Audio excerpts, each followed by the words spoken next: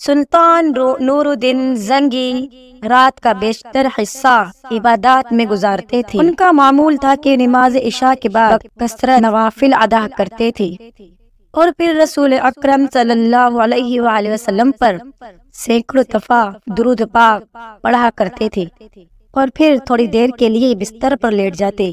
چند ساعتوں کے بعد پھر نماز تہجد کے لیے اٹھ کھڑے ہوتے اور صبح تک نہایت خشوع و خضوع کے ساتھ عبادت میں مشغول رہا کرتے تھے۔ سلطان نور الدین زنگی کا ایمان افروز واقعہ: ایک شب مراد و وظائف سے فارغ ہو کر وہ بستر پر لیٹے تو خواب میں 3 بار حضور پاک صلی اللہ علیہ وآلہ وسلم کی زیارت نصیب ہوئی۔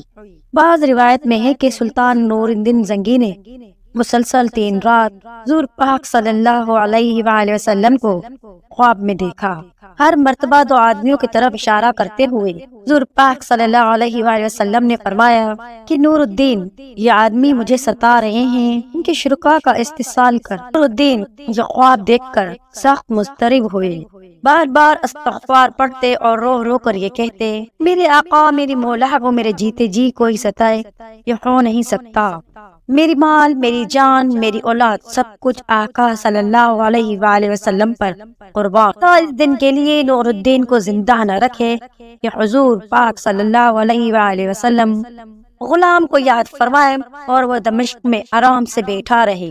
سلطان نور الدین پریشان ہو گئے اور انہیں یقین ہو گیا کہ مدینہ منورہ میں ضرور کوئی ایسا واقعہ ہوا ہے کہ جس سے سرور کائنات محمد صلی اللہ علیہ وآلہ وسلم کی اقدس کو تکلیف پہنچی۔ خواب سے بیدار ہو کر مدینہ منورہ کی طرف روانہ ہو گئے۔ اہل دمشق سلطان کے ہونے سے بہت حیران ہوئے، لیکن کسی کو معلوم نہ تھا کہ اصل بات کیا ہے۔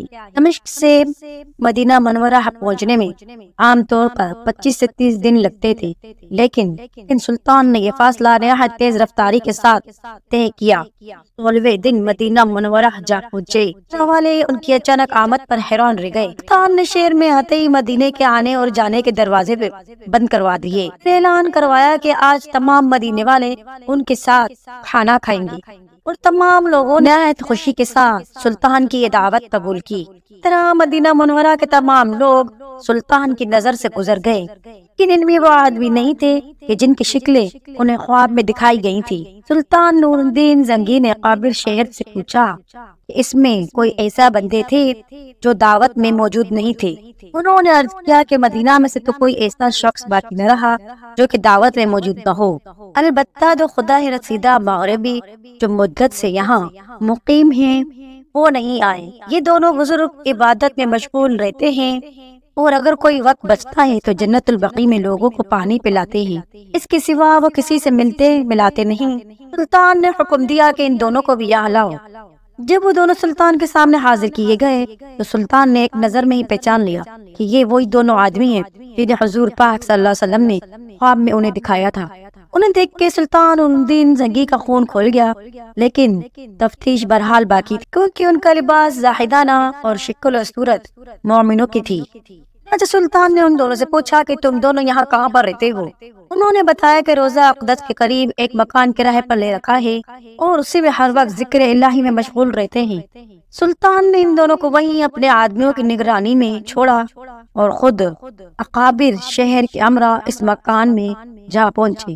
یہ ایک چھوٹا سا مکان تھا جس میں نہایت ہی مختصر سا سامان مکینوں کی زاہدانہ زندگی کی شہادت دے رہا تھا۔ شہر والے ان دونوں کی تعریف کر رہے تھے اور بظاہر کوئی چیز قابل اعتراض نظر نہیں آتی تھی، لیکن سلطان کا دل مطمئن نہیں تھا۔ اس نے مکان کا فرش ٹھوک بجا کر دیکھنا شروع کر دیا۔ یکایک سلطان کو ایک چٹائی کے نیچے فرش ہلتا ہوا محسوس ہوا۔ چٹائی ہٹا کر دیکھا تھا یہ ایک سرنگ تھی جو روزہ اقدس کی طرف جاتی تھی۔ سلطان سارا معاملہ سمجھ گیا۔ سادہ مزاج مدینے والے بھی ان دونوں بندوں کی حرکت دیکھ کر حیران رہ گئے۔ سلطان قہر و جلال کی مجسم تصویر تھا۔ اس نے دونوں ملعونوں کو زنجیروں میں جکڑ کر اپنے سامنے لانے کی حکم دیا۔ جب وہ سلطان نور الدین زنگی کے سامنے پیش ہوئے، سلطان نے دونوں بدبختوں کے ساتھ نہایت غضبناک لہجے میں خاطب ہو کر پوچھا، سچ بتاؤ کہ تم دونوں کون ہو اور اس ناپاک حرکت سے تمہارا کیا معاملہ ہے؟ دونوں ملعونوں نے نہایت بے شرمی اور ڈٹھائی سے جواب دیا کہ اے بادشاہ، ہم نصرانی ہیں۔ بعض روایت میں ہے کہ یہ دونوں یہودی تھے اور اپنی قوم کی طرف سے تمہارے پیغمبر کا جسم مبارک چرانے پر معمور ہوئے ہیں۔ ہمارے نزدیک اس سے بڑھ کر کوئی کار ثواب نہیں ہے۔ لیکن افسوس ہے، اس وقت جب ہمارا کام بہت تھوڑا باقی رہ گیا تھا، تم نے ہمیں گرفتار کر لیا۔ ایک روایت یہ ہے کہ یہ سرنگ حضرت عمر کے جسد مبارک تک سرنگ پہنچ چکی تھی، یہاں تک کہ ان کا ایک پاؤں ننگا ہو گیا تھا۔ سلطان کا پیمانہ صبر لبریز ہو گیا، اس نے تلوار کھینچ کر ان دونوں بدبختوں کی گردنیں اڑا دی اور ان کی لاشیں بھڑکتی ہوئی آگ میں ڈلوا دی۔ سلطان پر رقت طاری ہو گئی۔